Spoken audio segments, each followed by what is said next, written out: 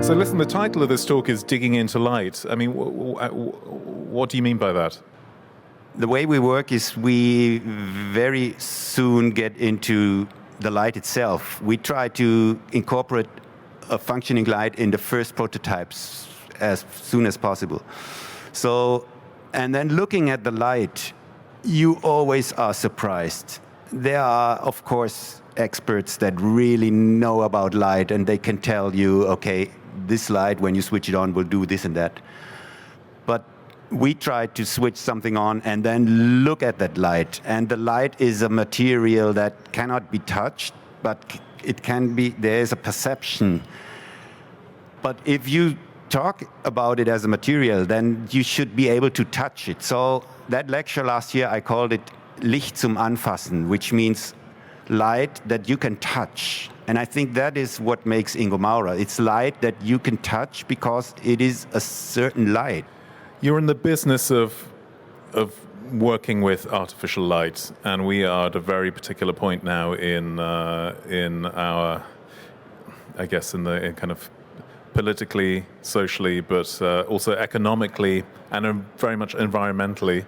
We're in an energy crisis. What is the particular responsibility that you feel now as the author of products that require energy to function? What's the how do you respond to that? Well, quite frankly, I think it's an easy response because there are products that are that I would call bad products. So it's better not to make them, not to design them. But with light, of course, light can be bad because it consumes energy. But you cannot live without it. So you have to have light. And that's where you come into play with being smart and thinking about it. And there is still a long way to go to make the light so clever that its energy consumption is going down. I don't think that we are low now. We can go lower and lower. And it's not about finding the right technology. We are really happy that all this technology came along. But for example, a very simple example, light on streets, outside.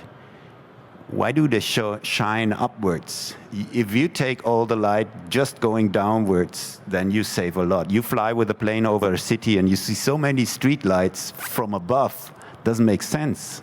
So that's just an example of where you can still work on it without negotiating the light. In your day-to-day work, do you still think, or do you say to yourselves, what would Ingo think of this, or what would Ingo say about this? That's a question that can be asked, but should not be relied on.